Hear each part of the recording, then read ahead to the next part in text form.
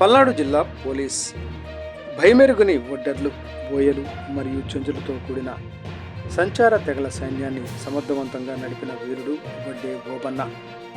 పల్నాడు జిల్లా SP Shri Kanchi Srinivasarao IPS గారు వడ్డే ఓబన్న గారి 218వ జయంతి సందర్భంగా శనివారం జిల్లా పోలీస్ కార్యాలయంలో వడ్డే ఓబన్న గారి చిత్రపటానికి జిల్లా ఎస్పీ గారు మరియు పోలీసు అధికారులు పూలమాలలు వేసి ఘన నివాళులు అర్పించారు.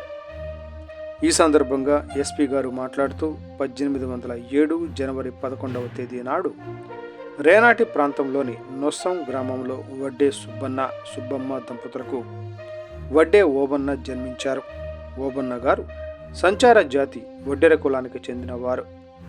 భారతదేశంలో బ్రిటిష్ ఈస్ట్ ఇండియా కంపెనీ ఆధీనంలో ఉన్న సమయంలో రేనాటి పాలగాళ్లకు మరియు కంపెనీ తవర్జీ అధికారాన్ని ఈస్ట్ ఇండియా కంపెనీకి ఇచ్చినందుకు గాను పాలగాళ్లకు ఇచ్చే భత్యం విషయంలో ప్రారంభమైన ఘర్షణలు క్రమేపీ సాయుధ పోరాటాలుగా మారాయి. ఆ పోరాటంలో ముఖ్యమైనది నాస్యం. పాలెగాడు ఉయ్యాలవాడ నరసింహారెడ్డి చేసిన సాయుధ పోరు.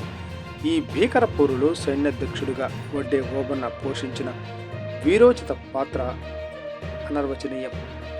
భయమెరుగని ఒడ్డెర్లు, బోయలు మరియు చెంచులతో కూడిన సంచార తెగల సైన్యాన్ని సమర్థవంతంగా నడిపించి బ్రిటిష్ సైన్యాన్ని ఊచకోత కోసి ఉరుకులు పెట్టించడంలో ముఖ్య పాత్ర పోషించిన వీరుడే వడ్డే ఓబన్న అని శ్రీ ఎస్పీ గారు తెలిపారు.